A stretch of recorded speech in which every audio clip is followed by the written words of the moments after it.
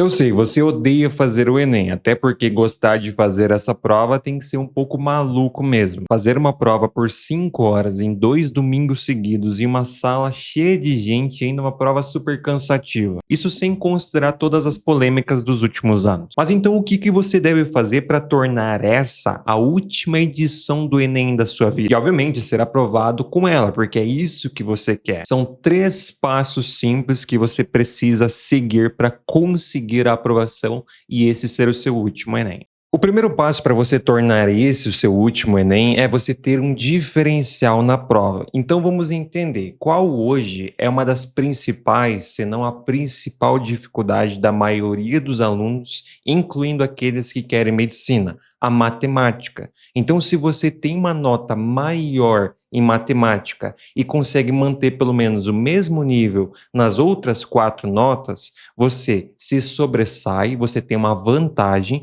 e, consequentemente, vai conseguir com mais facilidade a sua aprovação. Então, um dos grandes pontos chaves, tanto para quem quer aprovação em medicina ou qualquer outro curso no SISU, ProUni e Unifies, mas especialmente no ProUni e Unifies, ou em faculdades no SISU que tenham média aritmética simples. Nesse contexto, a matemática sempre vai elevar muito a sua nota, visto que das 5 provas, tirando a redação, é aquela que atinge as maiores notas com menos acertos. Então, se você tem uma vantagem em uma área que a maioria dos alunos não vai bem, consequentemente você fica muito mais perto de ser aprovado. Porque eu, como professor de matemática, poderia, obviamente, só puxar a sardinha para o meu lado por conta da matemática, mas a gente precisa entender que tem casos como esse, dessa mãe de aluno que veio atrás de mim para uma mentoria de estudos, sendo que eu só dou mentoria de matemática. O filho dela estava com 850 pontos em matemática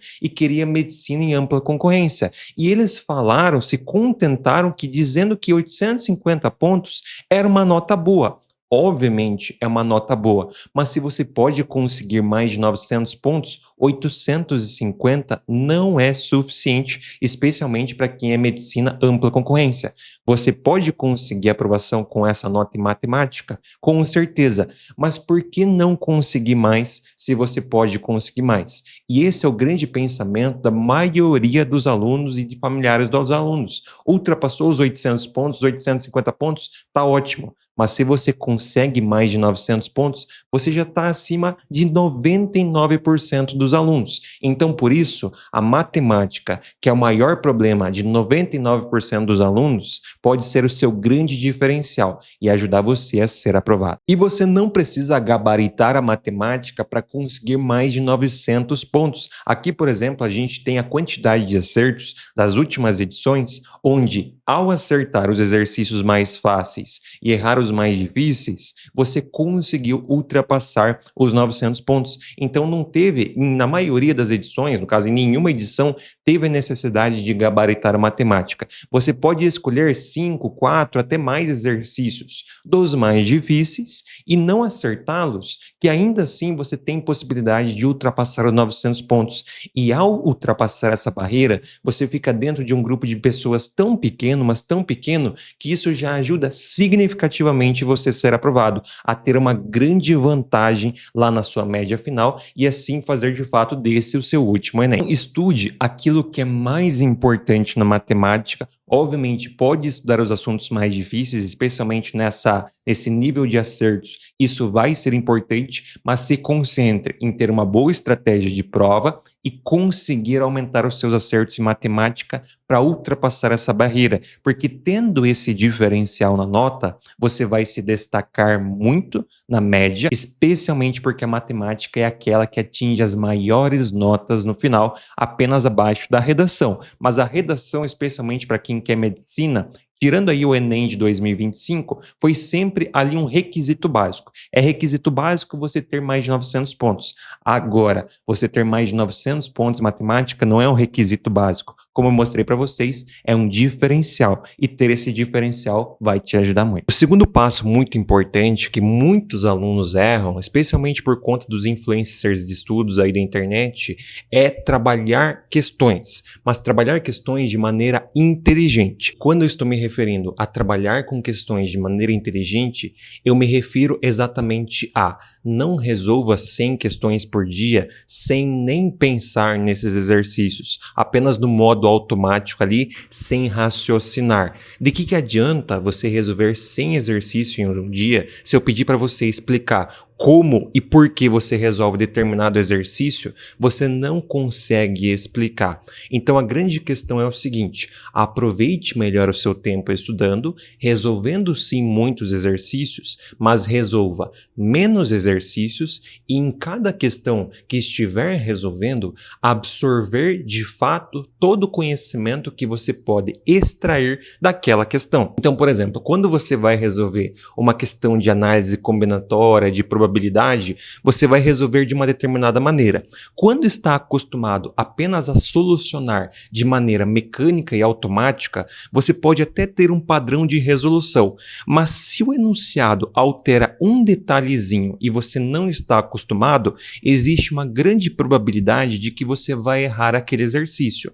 Agora, se você resolve com inteligência, menos exercícios, mas com mais qualidade, você vai de fato refletir em cima de cada exercício, até de fato compreender o porquê da resolução daquela maneira, daquela forma, o porquê de cada etapa, e assim conseguirá de fato aprender. E quando se deparar com outro exercício do mesmo estilo, mas que mude, por exemplo, alguns detalhezinhos, você estará preparado porque aprendeu de verdade. Então, por exemplo, quantas vezes você resolveu uma questão de análise combinatória e depois foi resolvê-la novamente e já não lembrava como resolvia aquela questão? Isso acontece porque quando você resolveu da primeira vez, fez uma resolução apenas mecânica, repetindo algum passo a passo, sem de fato extrair conhecimento e aprender aquele exercício. Agora, se você resolve com mais tempo, menos exercícios, mas com mais tempo, de fato refletindo em cima de cada questão, você vai absorver aquele conhecimento, vai aprender e quando se deparar novamente, vai conseguir solucionar um exercício, mesmo que tenha alguma diferença. Então não adianta você resolver exercícios de maneira exagerada, seguindo o que muitos influencers e estudos falam, que você tem que resolver 100 questões por dia. É melhor você resolver menos, mas aprender com elas, seguindo o princípio de Pareto. 20% dos esforços trazem 80% dos resultados. 20% das questões vão te trazer 80% do conhecimento. Então é exatamente isso que você precisa: organizar os seus estudos, organizar a sua agenda, o seu cronograma, para você fazer menos questões, mas resolver as questões certas, médias, difíceis, fáceis, tanto faz o nível, mas obviamente mais exercícios médios e difíceis para você poder aprender mais com a questão e assim evoluir de verdade. Então não adianta você exagerar na quantidade. Tudo bem, para algumas pessoas pode até funcionar na quantidade, só que essas pessoas que estão funcionando na quantidade, em algum momento elas pararam de fato para refletir e aprender a resolver. Então, se você fizer isso, vai conseguir evoluir o seu conhecimento e assim, de fato, acertar mais. Isso é válido tanto para matemática, quanto para ciências da natureza, quanto para linguagens, quanto para humanas. Em todas as áreas, se você resolver menos e refletir mais em cima dos exercícios, você vai aprender mais, consequentemente vai economizar o seu tempo e vai ter um resultado muito maior. E o último, mas não menos importante dos nossos 3 passos é treinar os simulados em menos tempo do que você tem no Enem. Um dos maiores erros que eu vejo os alunos cometendo é fazer os simulados, por exemplo, de matemática em 3, 4 horas. Pensa comigo. Quanto tempo que você vai ter para resolver a prova de matemática do Enem, lá quando você for de verdade no dia da prova? Você vai ter em torno ali de umas 2 horas, 2 horas e meia.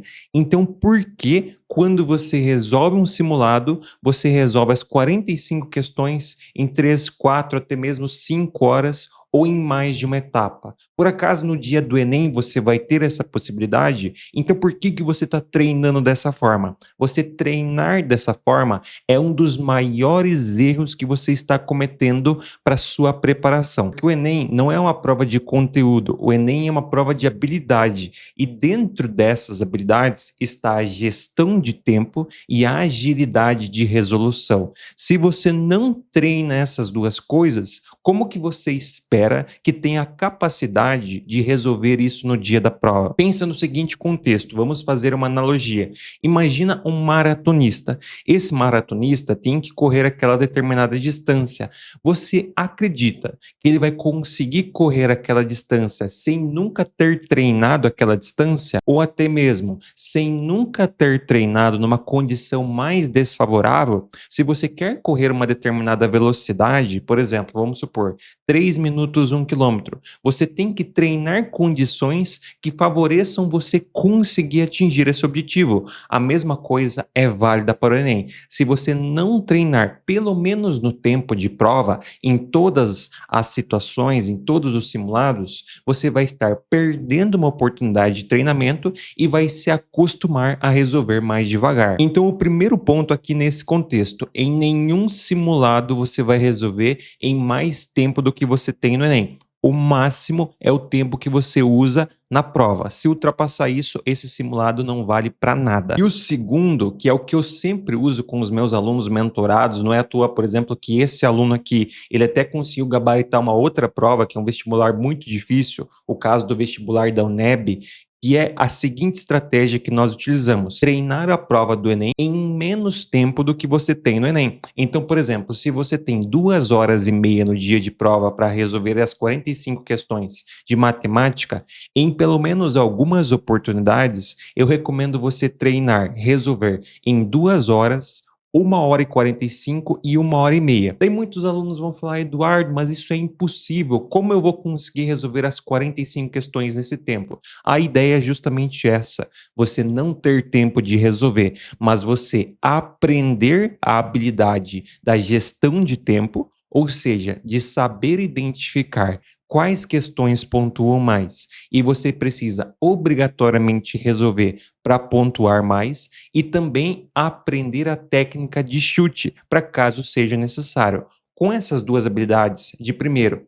você saber fazer a gestão de tempo e dentro da gestão de tempo a gente ainda não pode esquecer da leitura com mais atenção para você não precisar ler diversas vezes e também das contas de cabeça e contas mais rápidas para você também ter essa agilidade de prova, você também vai saber priorizar as questões corretas. E dessa maneira, quando você estiver de verdade na prova do Enem, estará mais preparado para uma condição desfavorável, que é a condição de você resolver exercícios que nunca viu na vida e também a questão da pressão, que a pressão do dia de prova a gente sabe que é bem diferente da pressão de um simulado. Então essa é uma técnica que eu não vejo praticamente ninguém falar, que é você fazer uma comparação, uma analogia, digamos assim, com os maratonistas, com os esportistas, onde eles treinam em situações mais desfavoráveis. Você fazer esse treino em uma situação mais desfavorável nos simulados ajuda você a ter mais tranquilidade no dia do Enem. Porque, por exemplo, se você é acostumado a resolver os simulados em 2 horas pelo menos, quando você vai no Enem, de fato, resolver em 2 horas e meia, você tem 30 minutos de bônus para ter mais tranquilidade em solucionar a prova. Então, isso seria como se fosse um hack, para você ter mais tranquilidade e mais tempo no dia da aplicação do exame. Então, essa é uma técnica que praticamente ninguém conhece, ninguém usa, mas todas, absolutamente todas as pessoas que eu acompanho, que eu ajudo na mentoria, os meus alunos de matemática, todos que aplicaram isso só tiveram benefícios. É óbvio que não é fácil, mas se você aplicar da forma correta, que nem eu ensinei aqui, com certeza vai te trazer muitos benefícios. E você que está assistindo esse vídeo até esse momento, eu tenho certeza que você quer de fato entrar na faculdade e fazer desse o seu último Enem. Então eu posso ajudar você a conseguir a sua aprovação. E a matemática vai ser o seu grande diferencial, porque a maioria dos alunos vai mal nessa matéria, mas é a matéria que atinge as maiores notas e, consequentemente, leva a sua média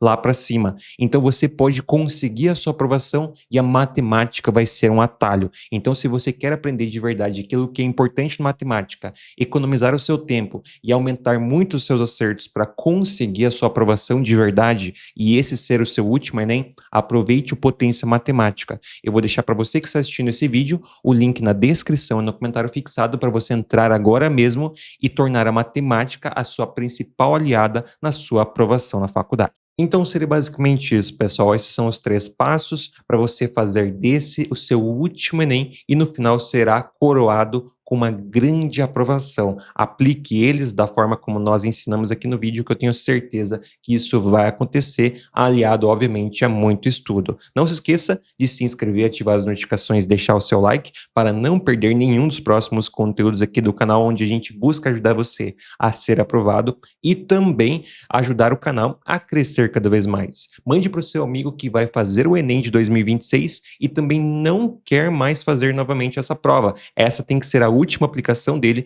então esse vídeo com certeza vai ajudá-lo muito. Então é isso, pessoal. Muito obrigado a todos que assistiram, muito obrigado a todos pela confiança, um forte abraço, valeu e até o próximo conteúdo.